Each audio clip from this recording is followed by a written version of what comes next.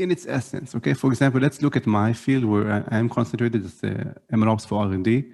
You need only 4 things, okay? You need reproducibility, track everything. You need automation. Once you've done something once or twice, you want to do it again without touching. And you need orchestration, which means, you know, you want to deploy this to a remote machine and have it work exactly like it is on your own machine, maybe even faster, right?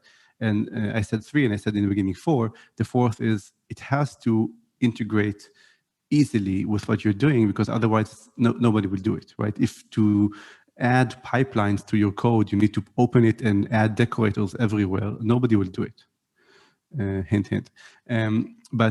Okay, if you want to add more capabilities on top of that, you want to add data versioning or model registry, all of that.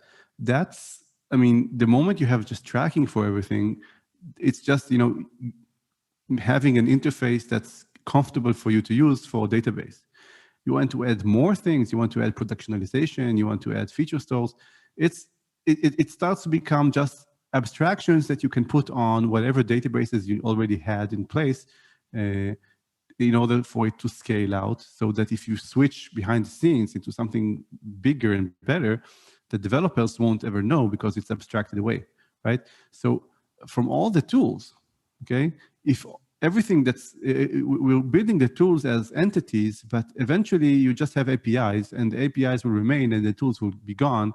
And you have just one big thing that you'll be able to query as a different entity.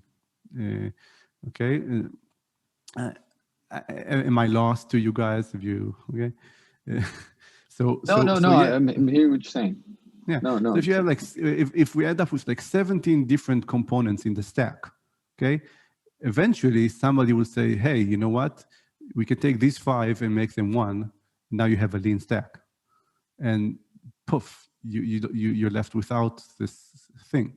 And I'm going to see that. I think we're going to see that in monitoring and the whole data ops thing. It's actually somewhere I'm trying to take a ClearML towards.